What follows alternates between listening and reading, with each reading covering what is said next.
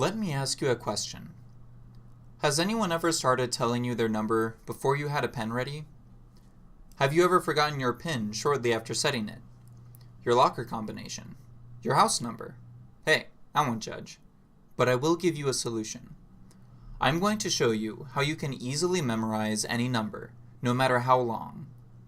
Sound too good to be true? Well, stick around. Now, I am sure you have heard techniques like memorize groups of numbers. It is a lot easier to memorize 3627 than 3627. This is true. It is easier to memorize numbers if you group them into smaller sets. But as numbers increase in length, this technique gets to be less and less practical. Let's say you have to memorize a number like this. You can try to break that up into different groups, but it's going to be tricky, no matter which way you slice it.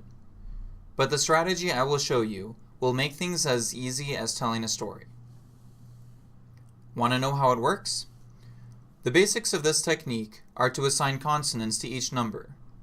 This will allow you to build a word or phrase out of the number, which is a lot easier to memorize. You can then translate from the word or phrase back to the original number when you need it. Let's see how it works. We'll start with the number 0. It starts with a Z, so let's assign the letter Z to it.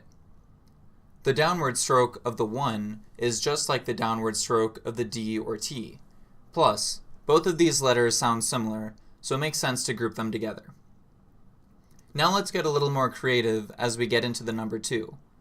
Let it fall to the side and then flip it around, and now you have the letter N. 3 falls over and turns into a pretty convincing M. Now let's draw the number 4. Let the downward stroke of the 4 also be the downward stroke of an R.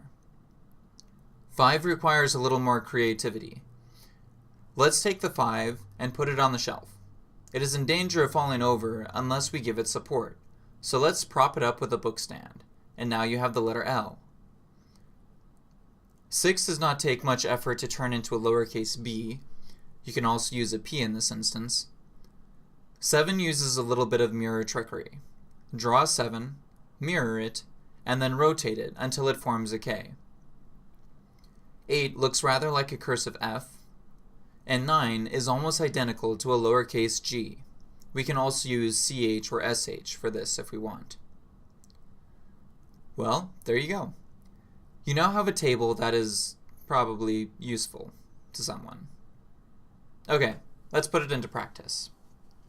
Let's see how this really works. Let's use our first example, 3627.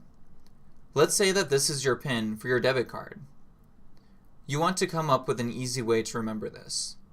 So let's translate these numbers into letters. We have 3627, which translate into M, B or V, N, K. Now let's try playing around with this a little to make some words.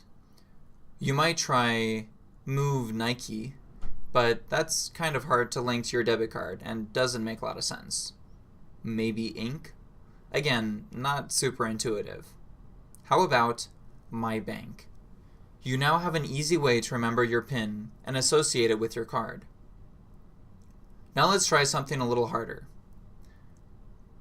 You might try inventing a story about a certain M. Morrison who was a goon from Mayberry and joined a secret society of salesmen. Remember, sometimes the more ridiculous the story you invent, the easier it is to remember. In any case, memorizing numbers is easy, so have fun with it.